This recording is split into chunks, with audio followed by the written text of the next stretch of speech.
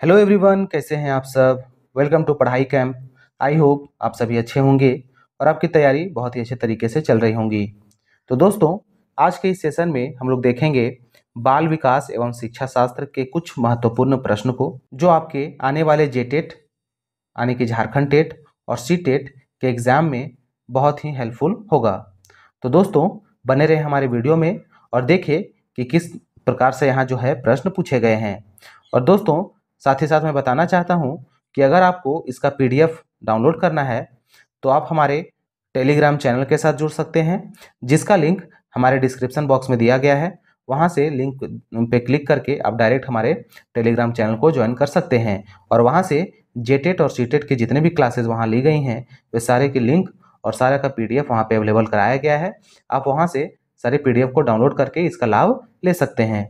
तो चलिए बिना देरी के हम लोग चलते हैं अपने टॉपिक पे और देखते हैं क्वेश्चन नंबर 1 को। तो देखिए, सबसे फर्स्ट क्वेश्चन है, शिक्षा को सर्वोत्कृष्ट रूप में परिभाषित किया जा सकता है।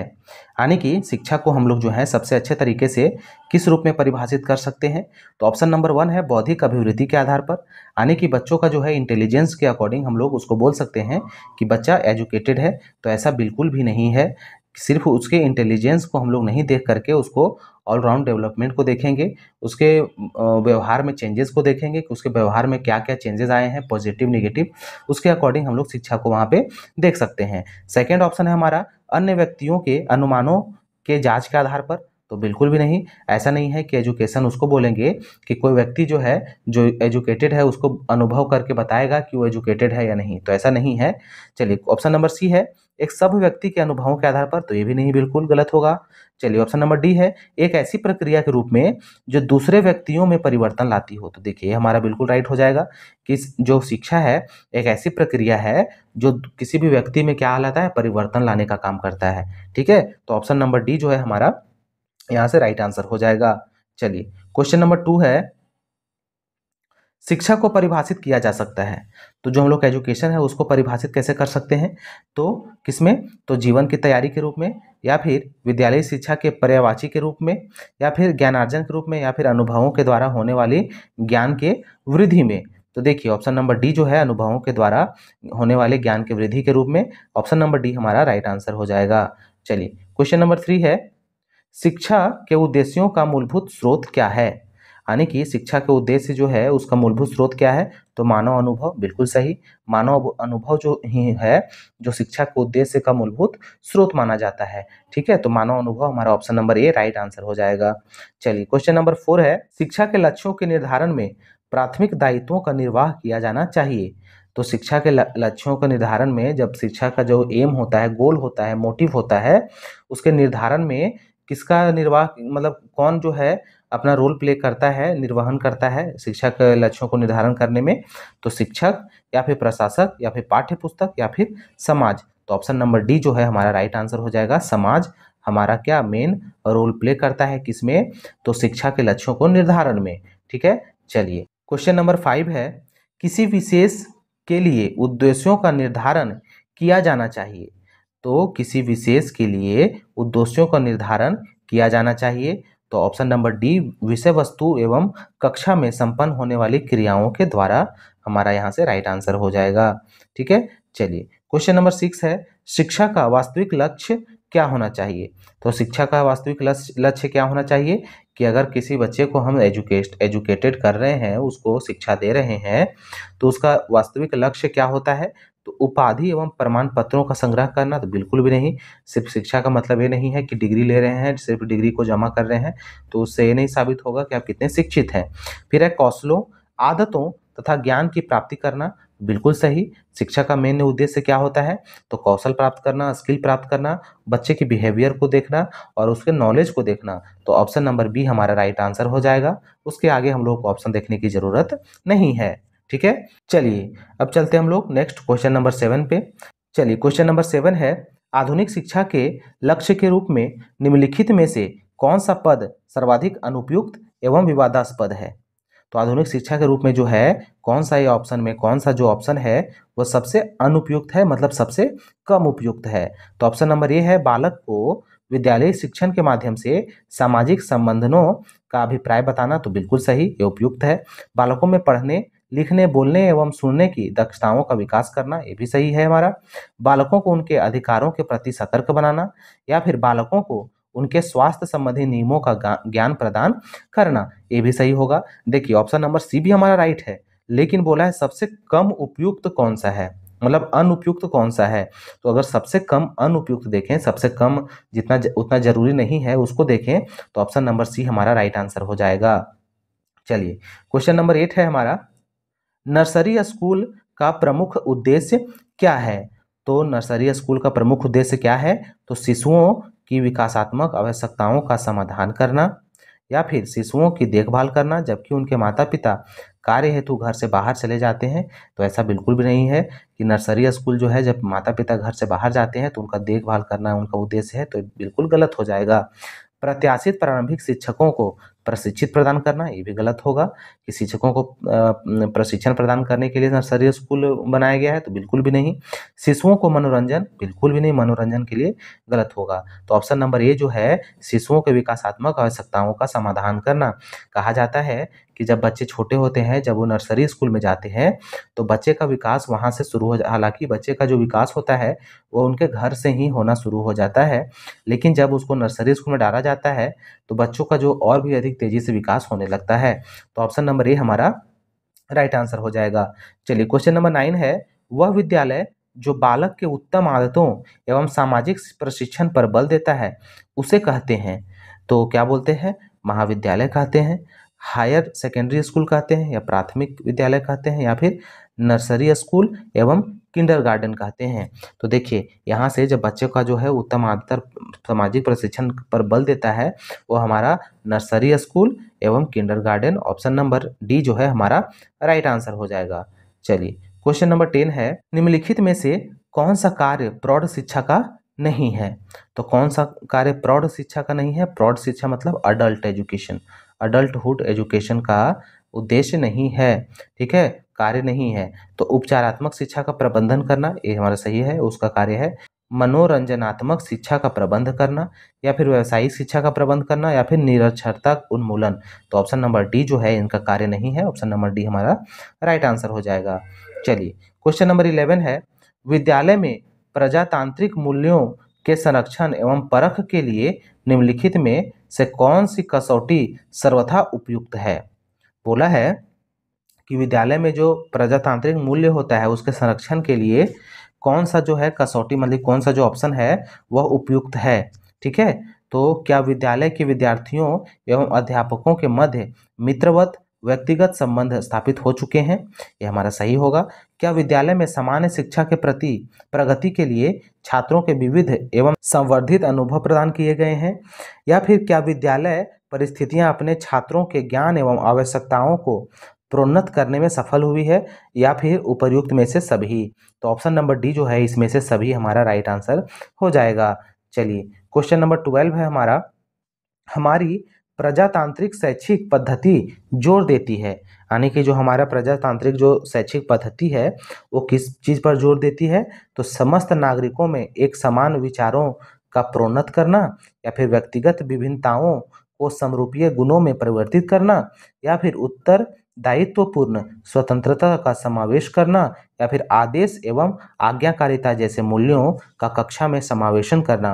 तो ऑप्शन नंबर सी जो है हमारा उत्तरदायित्व स्वतंत्रता का समावेशन करना जो है क्या प्रजातंत्रीय शैक्षणिक पद्धति का काम होता है, ठीक है। व्यक्तिगत विभिन्नता को समरूप करना बिल्कुल भी नहीं होगा, क्योंकि कि सभी बच्चों में जो है व्यक्तिगत भिन्नता पाई जाती है, इंडिविजुअल डिफरेंसेस पाए जाते हैं। कोई बच्चा जो है चाहे वो ट्विंस ही क्यों ना हो, कोई भी उसमें आदत जो है ऐसा नहीं है कि सारी आदतें दोनों में सेम होगा, ठीक है। तो इसीलिए हमारा उत्तर जो है ऑप्शन नंबर सी राइट हो जाएगा। चलिए क्वेश्चन नंबर 13 है, आधुनिक शिक्षा दर्शन के अनुरूप विद्यालय होने चाहिए। तो विद्यालय जो है आधुनिक शिक्षा दर्शन के रूप अनुरूप के कैसी होनी चाहिए, तो वर्तमान सामाजिक संस्थाओं के प्रतिरूप, या फिर सामाजिक विरासत को अग्रिम पीढ़ी तक पहुंचाने वाले, या फिर विशेषज्ञों द्वारा पूर्व चारित उद्देश्यों के अनुरूप शिक्षण कार्य करने वाले, या फिर युवकों में सामाजिक जागरूकता पैदा करने वाले, ठीक है। तो आधुनिक शिक्षा में दर्शन के अनुरूप विद्यालय कैसे होने चाहिए, शिक्षा दर्शन के अनुरूप, तो युवकों में सामाजिक जागरूकता पैदा करने वाले, यानी कि ऑप्शन नंबर डी जो है हमारा राइट आंसर हो जाएगा। चलिए क्वेश्चन नंबर हमारा 14 है, एक विद्यालयी पाठ्यक्रम में सर्वोत्तम तरीके से परिभाषित किया जा सकता है।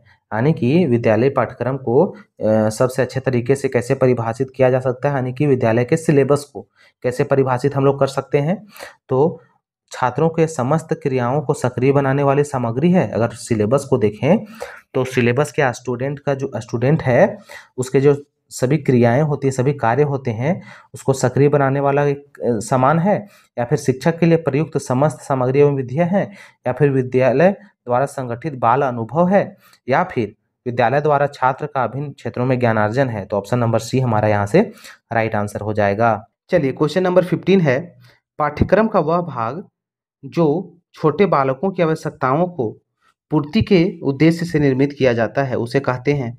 तो क्या कहते हैं, जब पाठ्यक्रम जो है छोटे बालकों की आवश्यकताओं की पूर्ति के लिए बनाया जाता है तो उसे क्या कहते हैं, तो उसको हम लोग सामान्य शिक्षा के नाम से जानते हैं। ठीक है, ऑप्शन नंबर बी हमारा यहाँ से राइट हो जाएगा।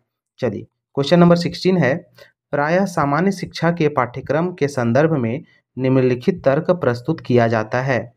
तो जो सामान्य शिक्षा है, जो हमारा जनरल एजुकेशन है, उसको किस रूप में यहाँ पे प्रस्तुत किया जाता है। तो ऑप्शन नंबर ए है, छात्र के लिए जो भी आवश्यक ज्ञान है उसे उचित रूप में प्रदान किया जाए, या फिर छात्र को उसके द्वारा चयनित कार्य क्षेत्र के लिए तैयार किया जाए, या फिर छात्र को नागरिकता एवं सामाजिक कुशलताओं का प्रशिक्षण प्रदान किया जाए। तो ऑप्शन नंबर सी जो है हमारा यहाँ से राइट आंसर हो जाएगा कि बच्चों में जो है सामान्य शिक्षा का पाठ्यक्रम जो होता है वह किस रूप में देना चाहिए, तो नागरिकता एवं सामाजिक कुशलताओं का प्रशिक्षण के रूप में दिया जाना चाहिए। ठीक है, चलिए यहाँ से अब हम लोग चलते हैं क्वेश्चन नंबर 17 पर। क्वेश्चन नंबर 17 है, वर्तमान समय में सोशल स्टडीज यानी कि सोशल साइंस जो है शब्द का तात्पर्य क्या है। तो सोशल स्टडी का तात्पर्य क्या है, तो सोशल साइंस से, या फिर एक ऐसा विषय जिसका संबंध मानव एवं उसके पारस्परिक संबंधों से है, या फिर सोशल एजुकेशन एवं सोशल लिविंग से मिलता जुलता शब्द है, या फिर सोशल लिविंग का समानार्थी शब्द है। तो ऑप्शन नंबर बी एक ऐसा विषय है जिसका संबंध मानव एवं उसके पारस्परिक संबंधों से है। ठीक है, चलिए क्वेश्चन नंबर 18 है, आधुनिक प्राथमिक कक्षाओं में अंक गणित पढ़ाने का उद्देश्य है। तो अंक गणित पढ़ाने का जो है उद्देश्य क्या है बच्चों में, तो छात्रों द्वारा व्यवहारिक समस्याओं का समाधान। देखिए ऑप्शन नंबर ए ही हमारा सही हो जाएगा। जब बच्चों को हम लोग मैथ्स पढ़ाते हैं तो उसका उद्देश्य क्या होता है कि जो अपने दैनिक जीवन में जितने भी काम होते हैं जहाँ पे गणित को आने के कहीं जोड़ घटाव का काम हुआ, कोई सामान बच्चा लाने गया तो उसको ऐड करना है, तो जो व्यवहारिक समस्याओं जो बच्चे में आती हैं उनको समाधान करना ही उनका लक्ष्य होता है अंक गणित पढ़ने का। ठीक है, चलिए क्वेश्चन नंबर 19 की तरफ चलते हैं। तो क्वेश्चन नंबर 19 है हमारा, प्राथमिक स्तर के पाठ्यक्रमों का सुझाव होना चाहिए। तो प्राथमिक स्तर के पाठ्यक्रमों का सुझाव कैसे होना चाहिए, तो विषय वस्तु की ओर, या फिर संपूर्ण विषयों पर सधिकार चेष्टा की ओर, या फिर सामाजिक विकास की ओर, या फिर बाल अभिवृत्ति के समस्त पक्षों की ओर। तो ऑप्शन नंबर डी बाल अभिवृत्ति के समस्त पक्षों की ओर जो है प्राथमिक स्तर के पाठ्यक्रमों का सुझाव होना चाहिए। चलिए क्वेश्चन नंबर 20 है, एक प्राथमिक स्कूल की प्रथम कक्षा में, यानी कि एक प्राथमिक स्कूल है उसमें पहली कक्षा में केंद्रीय शिक्षण कार्य होना चाहिए, यानी कि कौन सा शिक्षण कार्य जो है वो सेंटर में रख के करना चाहिए प्राथमिक स्कूल के फर्स्ट क्लास में। तो पढ़ना, लिखना, शब्द संरचना या फिर इतिहास। तो पढ़ना जो है बच्चों को रीडिंग स्किल बहुत ज़रूरी है फर्स्ट क्लास के बच्चों को। ठीक है, तो ऑप्शन नंबर ए हमारा राइट हो जाएगा। चलिए 21 नंबर क्वेश्चन है, प्रगतिशील शिक्षाविदों के विचार से पाठ्यक्रम संबंधी अनुभवों की श्रृंखला को निर्धारण किया जाना चाहिए। तो ऑप्शन है छात्रों की रुचियों के सातत्य अनुक्रम में। तो देखिए जब प्रगतिशील शिक्षा का नाम आता है तो हम लोग जानते हैं कि प्रगतिशील शिक्षा में और जो चाइल्ड सेंट्रिक एजुकेशन है यानी कि बाल केंद्रित शिक्षा में बच्चों को सेंटर में रख के एजुकेशन देने का काम होता है, और बच्चों को रुचियों के अनुसार और उसके एटीट्यूड के अनुसार, अभिवृत्ति के अनुसार बच्चों में एजुकेशन देनी चाहिए। तो हम लोगों ने प्रगतिशील शिक्षा के क्लास में हम लोगों ने सारे फैक्ट्स को वहाँ देखा था, तो जो भी वहाँ से देखे होंगे वो इसका आंसर फर्स्ट ऑप्शन टिक करेंगे। और अगर आप वहाँ उस वीडियो को नहीं देखे हैं तो आप हमारे प्लेलिस्ट में विजिट करके प्रगतिशील शिक्षा का क्लास को आप वहाँ से बहुत ही अच्छे तरीके से कवर कर सकते हैं। तो इसका ऑप्शन नंबर ये हमारा राइट हो जाएगा। चलिए क्वेश्चन नंबर 22 है, छात्र कक्षा के किसी घंटे में क्या अध्ययन करेगा यह निर्णय करता है। यानी कि बच्चे जो है किसी भी कक्षा के किसी एक घंटे में क्या वो पढ़ेगा उसका निर्णय कौन कर लेता है स्कूल में, ठीक है। तो कौन लेता है, तो स्वयं छात्र लेता है या फिर माता पिता के द्वारा या फिर शिक्षक के द्वारा या प्रधानाचार्य के द्वारा। तो ऑप्शन नंबर सी शिक्षक के द्वारा जो है बच्चे तय करते हैं कि क्या कौन से घंटे में क्या उनको पढ़ना है, ठीक है। चलिए क्वेश्चन नंबर हमारा 23 है, कोर पाठचर्या यानी कि कोर पाठ्यक्रम निम्नलिखित में से किस बिंदु पर जोर नहीं देता है। तो कोर पाठ्यक्रम जो है वह किस चीज़ पर जोर नहीं देता है, तो प्रजातांत्रिक विधियों को ये जोर देता है, समस्या समाधान को ये भी जोर देता है, विषय वस्तु के उचित संगठन को या सहकारी योजना को। तो बिल्कुल सही ऑप्शन नंबर सी हमारा गलत हो जाएगा, option number A C right यहाँ से हो जाएगा कि कोर पाठ्यक्रम जो है वह विषय वस्तु के उचित संगठन पर बल नहीं देता, जोर नहीं देता। चलिए क्वेश्चन नंबर 24 है, आधुनिक शैक्षिक सिद्धांत के अनुसार पाठ्यक्रम को होना चाहिए। आधुनिक शैक्षिक सिद्धांत के अनुसार जो है पाठ्यक्रम को कैसा होना चाहिए, तो छात्रों द्वारा सामान्य ढंग से नियोजित एवं विस्तृत, बिल्कुल भी नहीं। अनुभवी व्यक्तियों द्वारा सहकारिता के आधार पर नियोजित किया जाए, किंतु छात्रों के सुझाव भी सम्मिलित किए जाएं, बिल्कुल सही। यानी कि ऑप्शन नंबर बी हमारा राइट होगा कि जो पाठ्यक्रम तैयार होता है, जब किसी भी सिलेबस तैयार होता है किसी भी क्लास का, तो अनुभवी व्यक्तियों के द्वारा तैयार किया जाता है। उसमें बच्चों का जो सुझाव है उस वो भी सम्मिलित किया जाना चाहिए ताकि बच्चे अपने इंटरेस्ट के अकॉर्डिंग उसको पढ़ सके, ठीक है। चलिए क्वेश्चन नंबर 25 है, पाठ्यक्रम संबंधी अतिरिक्त क्रियाओं को विद्यालय में सम्मिलित करने का प्रमुख कारण है। तो क्या प्रमुख कारण हो सकता है इसका, तो शिक्षकों का व्यस्त रखना, छात्र निवेदन, माता पिता का आग्रह या सामुदायिक मांग। तो ऑप्शन नंबर बी छात्र निवेदन हमारा राइट आंसर होगा। चलिए क्वेश्चन नंबर 26 है, पाठ्य सहगामी क्रियाओं का प्रमुख उद्देश्य होता है। तो पाठ्य सहगामी क्रियाओं का प्रमुख उद्देश्य क्या होता है, तो छात्रों के विकास को संदर्भित करना या छात्र अनुशासनहीनता की समस्याओं का निदान करना या फिर छात्र को उन्नतिशील विद्यालय वातावरण प्रदान करना या फिर छात्र को विद्यालय छोड़ने से बचाना। तो पाठ्य सहगामी क्रिया का उद्देश्य क्या होता है, छात्रों के विकास को संदर्भित करना, ऑप्शन नंबर ए हमारा राइट आंसर हो जाएगा। चलिए 27 नंबर क्वेश्चन है, पाठ्य सहगामी क्रियाओं का मुख्य उद्देश्य क्या है। देखिए 26 एंड 27 नंबर क्वेश्चन हमारा सेम है लेकिन ऑप्शन अलग अलग है, उसका दो बहुत सारे रूल्स होते हैं जिसमें से दोनों यहाँ पे आपको दिया गया है।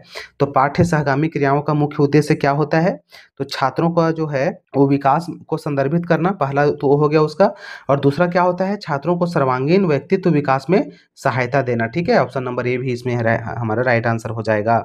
चलिए 28 नंबर क्वेश्चन है, किसी विद्यालय में चलने वाली पाठ्य सहगामी क्रियाओं की सर्वश्रेष्ठता को निर्णय लिया जाता है क्या, तो छात्र सहभागिता के द्वारा या फिर शिक्षक सहभागिता की सीमा के द्वारा या फिर छात्रों द्वारा प्रदर्शित विभिन्न रुचियों के आधार पर या फिर समस्त छात्रों की रुचियों की संतुष्टि की सीमा के आधार पर।